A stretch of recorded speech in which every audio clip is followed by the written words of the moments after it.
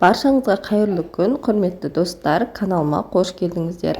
Бүгін сіздерге осындай өте қатты май болып кеткен қазанды үй жағдайында үйдегі бар заттармен ешқандай химикаттарды пайдаланбай өте аппақ етіп шығаратын боламыз. Сол әдісті жасағаннан кейін біздің қазандарымыз осылай жылтырап өте аппақ күйге енетін болады. Достар, подписаться батырмасын басып, каналыма тіркеліп кетуді ұмытпаңыз. Алдағы уақытта сіздермен көптеген пайдалы ақпараттармен бөлісетін боламын.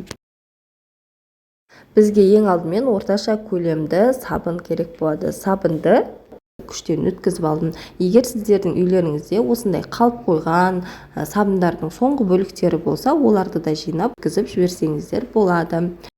Таладағы газге суды қойып қайнатып алдым. Үккіштен өткізілген сабынды үстінен қостым. Мен бұл жерде 10 литр суды қайнатып алдым. Үстіңгі бөлігінен тамаққа қосатын осындай ас содасын пайдаланатын боламыз. Ас содасында 6 ас қасықтан қостым. Келесі біз кез келген тағамға қосатын сұйық майды қоссақ болады. Сұйық майдан да 6 ас қасық қосып, барлығын бір араластырып жібердім. Мінекей біздің қазандарымыз осындай күйде болып тұр. Енді қазір суға салып, жарты сағатқа қалдыратын боламыз. Суға салғаннан кейін лимон немесе лимон қышқылын қоссаңыздар да болады. Менде лимон қышқылы жоқ болғандықтан жарты лимонды кесіп үстінен салып жібердім.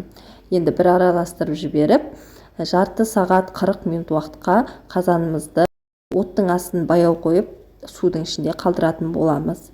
Міне 40 минуттың ішінде біздің қазанымыз осындай болып шықты. Бұл жерде мен қырғышпен қырып жатырмын. Ешқандай күш жұмсап жатқан жоқпын. Жай қырғышпен ысқыласаңыздар өздігінен осылай кете береді. Міне өздеріңіз көріп отырғандай өте әдемі болып кетіп жатыр.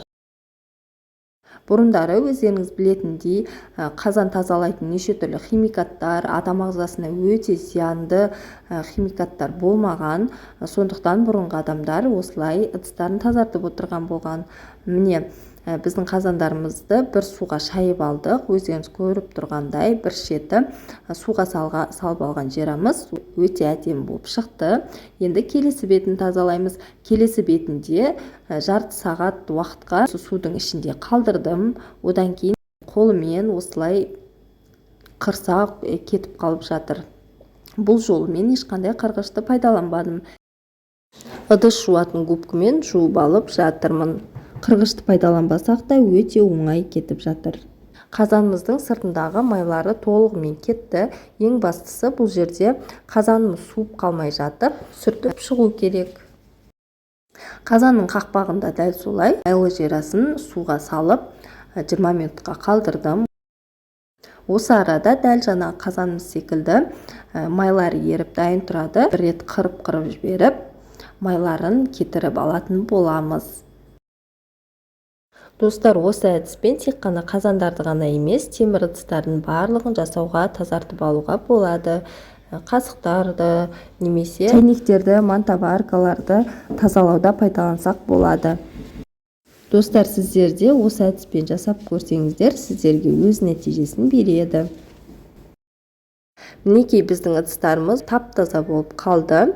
Видеоны соңына дейін қарағандарыңыз үшін рахмет. Егер сіздерге видео ұнаған болса, подписаться батырмасын басып, каналыма тіркеліп алуды ұмытпаңыз. Менің каналымда қазан тазалаудың тағы екінші әдісі бар. Осы экранды басатын болсаңыздар, екінші әдіске өтіп те көре аласыздар. Немесе сковородкаларды тазалауды да көрсеткен болатынмын.